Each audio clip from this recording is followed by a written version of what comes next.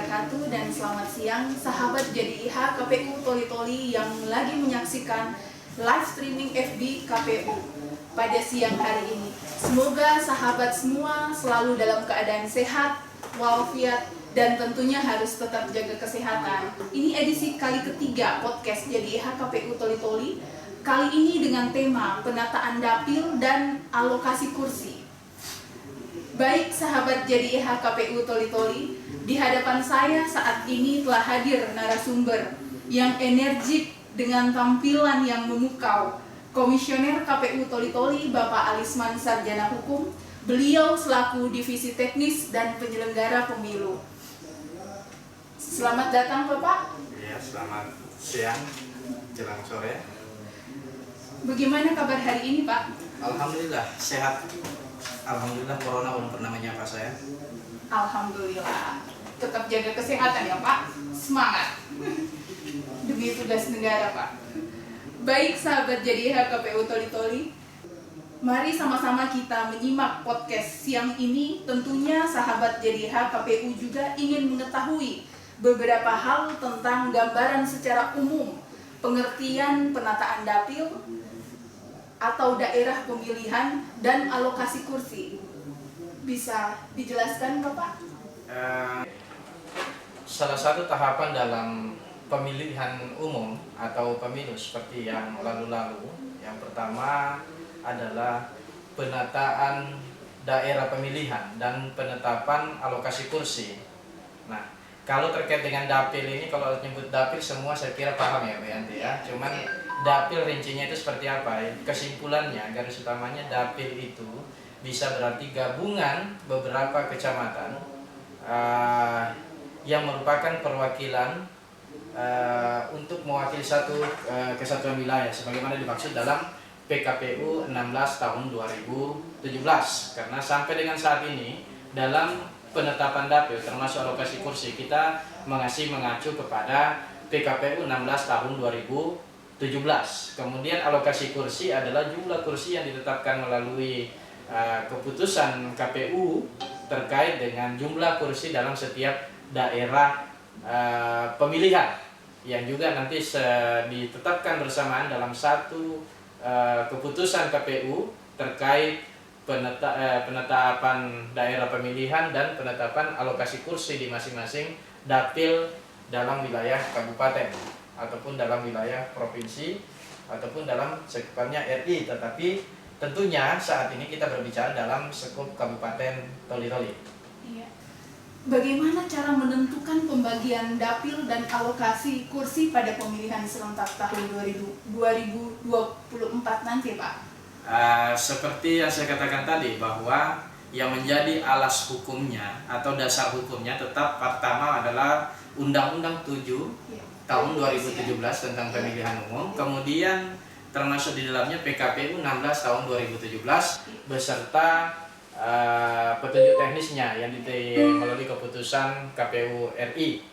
Nah, bagaimana atau apa yang mempengaruhi atau bagaimana daerah pemilihan dan alokasi kursi ditetapkan? Tentunya yang pertama, dalam penetapan jumlah alokasi kursi per dapil itu dipengaruhi oleh jumlah penduduk. Yang pertama kita tentukan dulu jumlah kursi dalam satu kabupaten.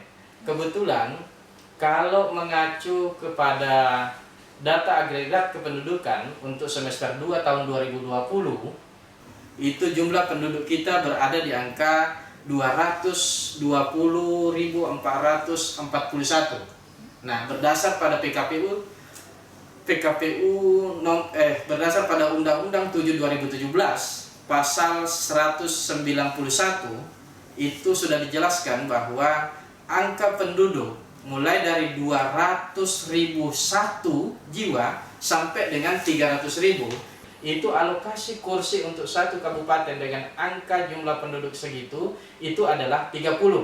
Nah, kalau dilihat dengan jumlah penduduk sebagaimana saya sampaikan tadi, berarti jumlah kursi yang ada di Toli-Toli adalah 30. Belum ada penambahan sampai dengan data agregat kependudukan tahun 2020 semester 2 yang kita peroleh dari catatan sipil. Nah, setelah kita tahu jumlah perolehan kursi, kita harus menentukan bilangan pembagi. Bilangan pembagi itu ditentukan dengan membagi jumlah penduduk dibagi dengan jumlah kursi. Nah, kalau kemarin hitungannya sekitar 7 ribuan, tepatnya 7.347. Nah, itu bilangan pembagi kita. Nah, selanjutnya setelah mengetahui bilangan pembagi, alokasi kursi dapat kita hitung. Tapi selanjutnya kita tetapkan dapil dulu.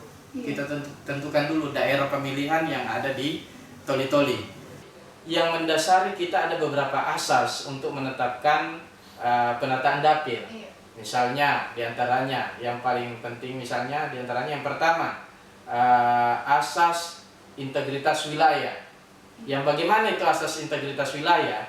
Integritas wilayah itu kita memperhatikan keutuhan wilayah. Keutuhan wilayah termasuk ke latar belakang sejarah, budaya dan segala macamnya. Kita tahu di Toli-Toli bahwa ada beberapa budaya. Ada budaya yang dikatakan budaya yang bukan budaya yang memang lahir dan tumbuh di Toli-Toli.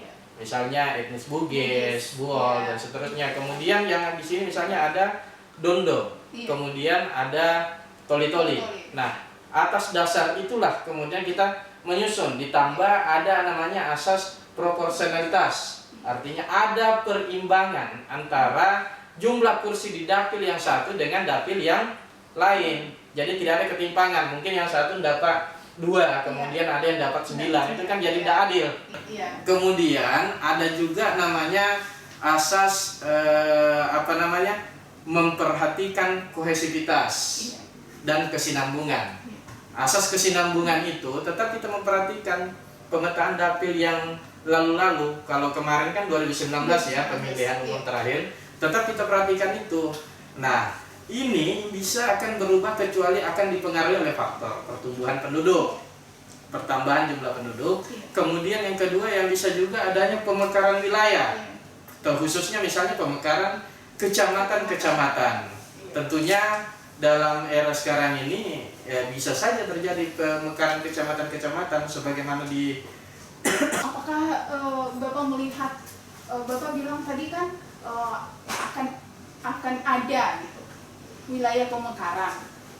Apakah ada gitu ke depannya, Pak? Jadi begini. Untuk Kabupaten Toli-Toli. Untuk Kabupaten Toli-Toli, saya pikir untuk penetapan atau penataan dapil kemungkinan untuk berubah itu kecil. Kecil persentasenya. Kenapa? Yang pertama, kalau dilihat dari sisi misalnya ada pemekaran wilayah, sampai sejauh ini belum ada informasi akan ada pemekaran, baik desa maupun kecamatan. Sampai dengan saat ini kita belum dapat informasi itu. Tetapi ini baru semacam perkiraan. Kemudian yang kedua, dari sisi pertumbuhan penduduk. Pertumbuhan penduduk kalau dibandingkan pada pemilu 2019 sampai dengan data agregat kependudukan yang terakhir kita terima, itu nilainya tidak terlalu besar untuk Toli-Toli. Itu hanya berkisar di 3,98%. Artinya angka 3,98% itu belum bisa mempengaruhi pertambahan kursi di Kabupaten Toli-Toli. Jadi kursi tetap 30. Tapi entahlah, kita tidak tahu ke depannya karena ini baru prediksi. Tapi yang jelas secara statistik, hitungan matematis, logika kita mengatakan bahwa dengan pertumbuhan penduduk yang relatif kecil, yang berada di angka 3,98%, kecil kemungkinan ada perubahan penataan dapil.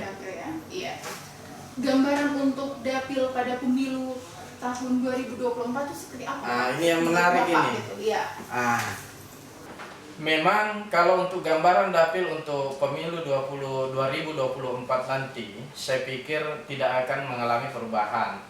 Tetap komposisinya dapil 1 meliputi Kecamatan Baulang, kemudian dapil 2 meliputi Kecamatan Galang, kemudian Dapopemean dan Toli-Toli Utara, kemudian dapil 3 itu meliputi Basidondo, Lampasio, dan kemudian dapil 4 Dampal Selatan dan Dampal Utara. Saya pikir begitu.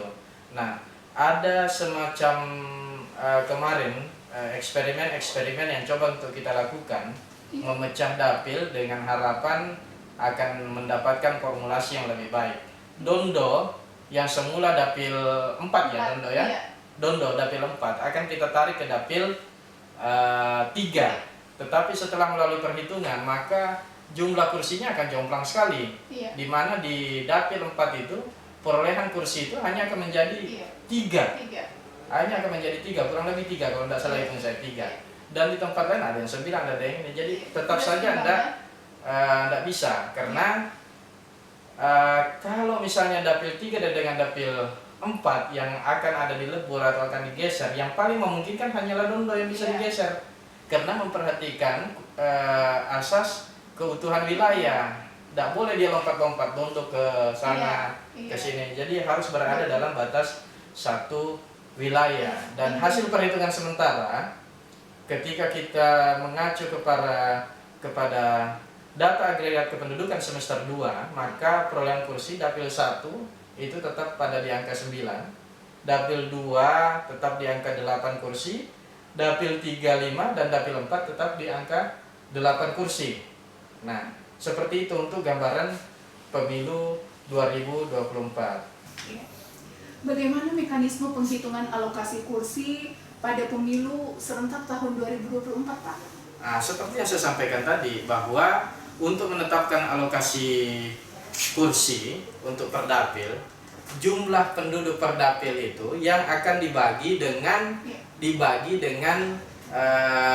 angka pembilang, maka ketemu. Nah, kemudian ketemu hasilnya itulah perolehan kursi di setiap dapil. Nah, kemudian di situ kita akan hitung sisa suara.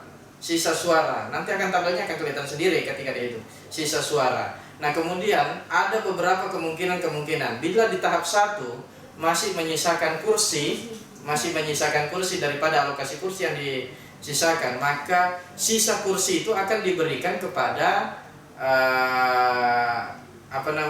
dapil yang memiliki selisih kursi paling banyak. Itu akan diberikan ke sana. Tetapi setelah dihitung, satu kali hitung kita toli-toli langsung habis dengan komposisi tadi seperti itu, yaitu dapil 1 9, dapil 2 8, dapil 3 5 dan dapil 4 itu 8. Tetapi sekali lagi saya sampaikan bahwa ini hanyalah sebatas simulasi dan kita masih berdasar pada data agregat kependudukan semester 2 tahun 2020. Nah, meskipun kemungkinan berubahnya kecil, tetapi kita tidak menutup peluang untuk itu. Siapa tahu ada pertumbuhan penduduk yang cukup signifikan dalam waktu 1 tahun ini. Saya pikir begitu.